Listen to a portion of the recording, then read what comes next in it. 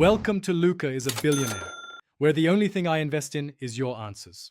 You start by opening voice memos and tapping the red record button. This engages the mic and creates a new file. Speak clearly toward the microphone because proximity improves signal-to-noise ratio and reduces room echo. Make sure Do Not Disturb or airplane mode is set if you need uninterrupted audio. Once recording starts, monitor the waveform so you can pause and resume. This preserves takes without making separate files. These first actions get you a clean, editable recording. Once you have a take, use pause and resume to capture multiple segments in one file. That avoids clutter and keeps context. After stopping, tap the three dots to edit. Trim start or end, use replace to overdub a phrase, and listen back at variable speed to check clarity.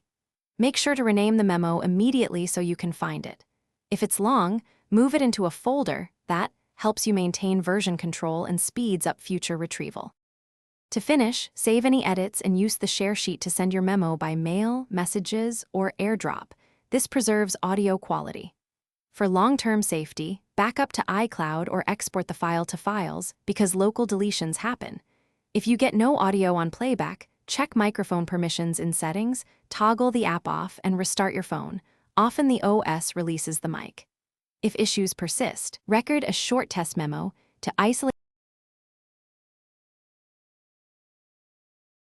Thanks for watching and please subscribe. It's the best investment you'll ever make.